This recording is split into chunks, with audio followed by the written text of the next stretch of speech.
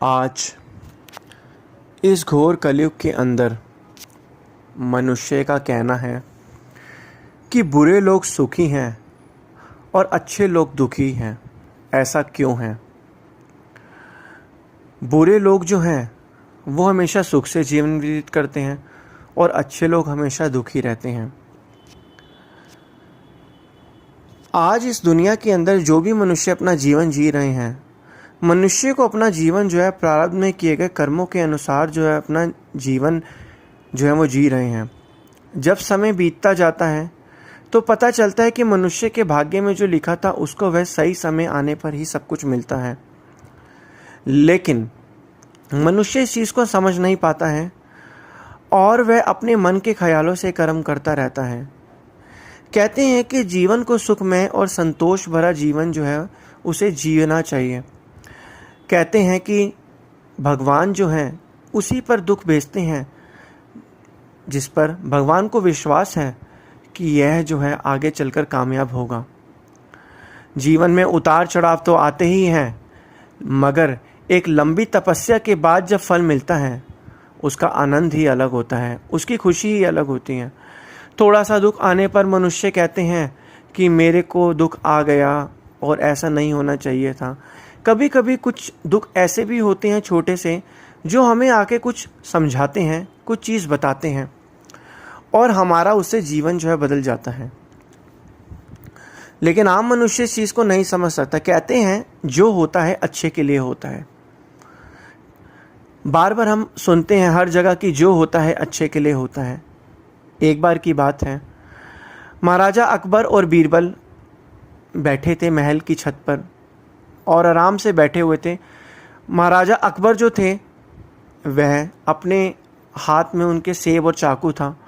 वह सेब से और चाकू से सेब को काट रहे थे और उसी समय काटते समय और बीरबल से बात कर रहे थे तो उनका हाथ जो था वो कट जाता है चाकू से और उनके हाथ से खून जो था निकलता रहा।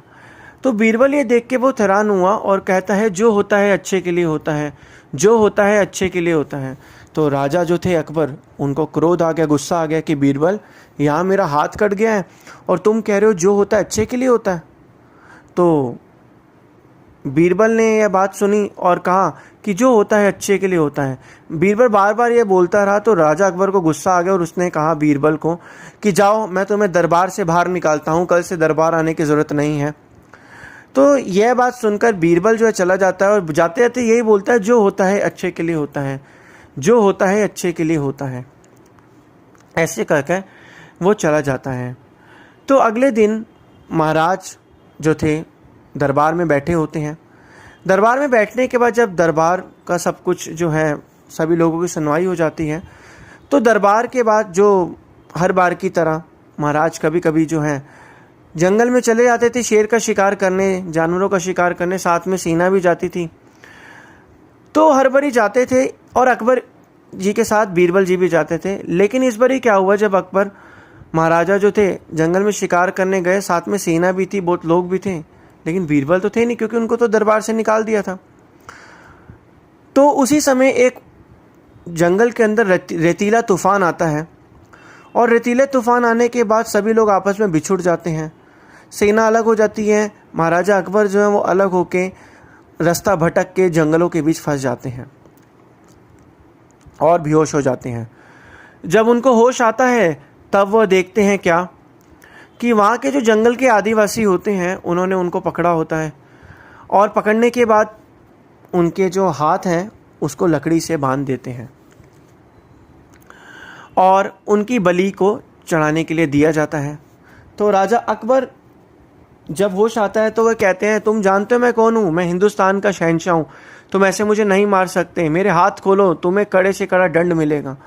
तो वह जो बलि देते हैं उनकी, वह इतना नहीं सुनते और हाथ में जो था चाकू लेते हैं।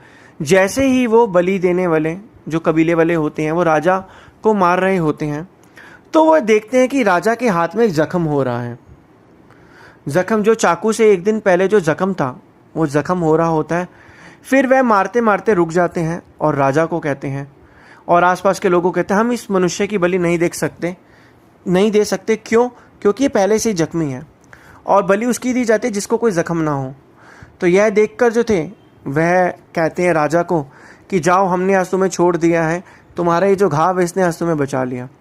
तो राजा को जैसे ही ये बात वो बोलता है तो राजा के दिमाग में बात आती है कि अकबर तो कल यही कह रहे थे कि जो होता है अच्छे के लिए होता है, जो होता है अच्छे के लिए होता है। तो राजा को वहाँ से वो छोड़ दिया जाता है। राजा किसी ना किसी तरीके से अपने महल जो है पहुँच जाते हैं। अगले दिन सुबह दरबार में राजा जो थे वो अकबर राजा जो थे वो बीरबल को बुलाते हैं और कहते हैं कि बीरबल, अब मुझे समझ आया कि तुम क्यों कह रहे थे जो होता है अच्छे के लिए होता है। कल मैं ऐसे ऐसे उन्होंने पूरा वृतांत सुनाया कि मैं जंगल में खो गया, मुझे आदिवासी कबीलों ने अपना शिकार बना लिया और ये मेरे जख्म ने ही मुझे बचा लिया। बीरबल, तुमने सही कहा था कि जो होता है अच्छे के लिए होता है, मुझे माफ़ कर दो, मैं तुम्हारी इस बात को समझ नहीं पाया।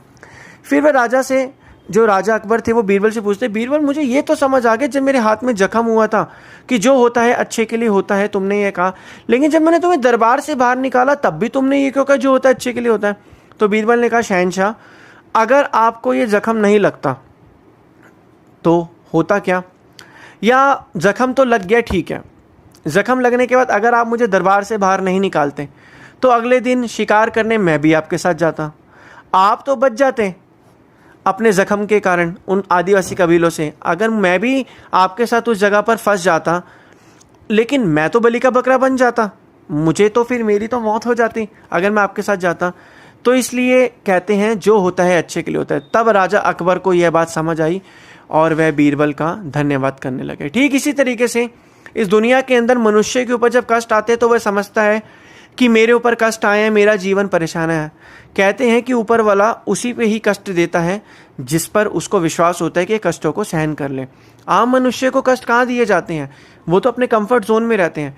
इसलिए वक्त के संतों महापुरुषों की चरण शरण में आकर जब हम उनकी आज्ञा और मौज में चलते हैं तो हमें सच पता चल जाता है कि हमारे ऊपर जब कष्ट आता है हम उसको तो उस समय समझ नहीं पाते, लेकिन थोड़े समय पश्चात जब वो जगह समय बीत जाता है तो हमें लगता है भाग्य के अनुसार हमारे जीवन में सही चीज़ आई थी, क्योंकि इसके होने के कारण ही हमारा जो है जीवन एक रेखा पर आ गया और हमारा जीवन आनंद से व्यतीत हुआ।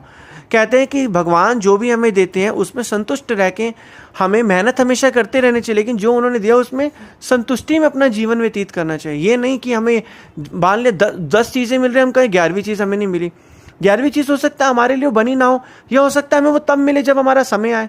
मनुष्य को ये विश्वास करना चाहिए, क्योंकि मनुष्य जितनी अपनी इच्छाओं और कामनाओं को बढ़ाता रहेगा उतना ये बढ़ती रहती हैं, ये ख़त्म नहीं होती। मनुष्य को लगता है कि मैं ये भी इच्छा पूरी कर लूँ, वो भी कर लूँ, ये ख़त्म हो जाएगी, बिल्कुल भी ख़त्म नहीं होती है। मनुष्य इस बात को समझ ही नहीं पाता। फिर कहता है कि जो लोग कुछ नहीं करते वो दुखी रहते हैं। अरे वो लोगों का भाग्य वैसा है और उनको उस समय वैसा मिल रहा, हो सकता है उनको उस समय सब कुछ सही लग रहा है और आने वाले टाइम पे उनको दुख मिले। हो सकता है अभी तुम्हें दुख मिले और आने वाले टाइम पे तुम्हें सुख मिले।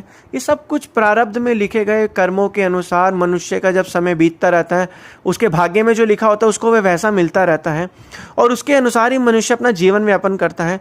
मनुष्य के हाथ में अपने कर्मों को बदलना, पुराने कर्मों को नहीं बदल सकता, लेकिन इस दुनिया में अब आके वो अपने कर्मों को बदल सकता है। मनुष्य को मन की शांति और जीवन यापन आनंद प्राप्त करने के लिए वक्त के संतों महापुरुषों की चरण चरण में जाना ही चाहिए, क्योंकि जाने से क्या होता है, मनुष्य के ऊपर जब कोई कष्ट आता है वो सूली का कांटा बन जाती है और मनुष्य को एक ताकत मिलती है, सतगुरु की शक्ति मिलती है, एक पावर मिलती है।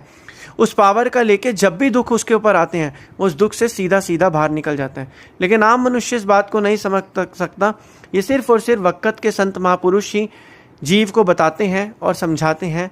कभी भी ये मत देखो कि उसका जीवन से ही अपना जीवन ऐसा है। अरे उसके जीवन का अलग मूल्य, तुम्हारे जीवन का अलग मूल्य है। क्यों कभी किसी से अपने आप को कंपेयर करना? कभी भी किसी से कंपेयर नहीं करना चाहिए। क्या कभी किसी हाथी और चींटी को कंपेयर किया जा सकता है? क्या कभी किसी सूरज और चंद्रमा को कंपेयर किया जा सकता है? क्या कभी गर्म पानी और ठंडे पानी को कंपेयर किया जा सकता है? नहीं ना। जब इस प्रकृति के अंदर ही दो अस्तित्व सब कुछ अलग अलग है, सारे अस्तित्व बिल्कुल अलग हैं, तो हम क्यों मनुष्य अपने आप को दूसरे से कंपेयर करते हैं? तो आज से हमें क्या प्रण लेना है कि अपने आप को किसी से कंपेयर नहीं करना। जो हमारी किस्मत में हमें मिलता जाएगा समय के अनुसार, बस हमें नाम सुमरन भजन अभ्यास करना है, ताकि कल को दुख भी आए तो हमें उसमें बाहर निकलने की उससे शक्ति मिले। सद्गुरुदेव महाराज जी के बताए गए नियमों की पालना करनी है।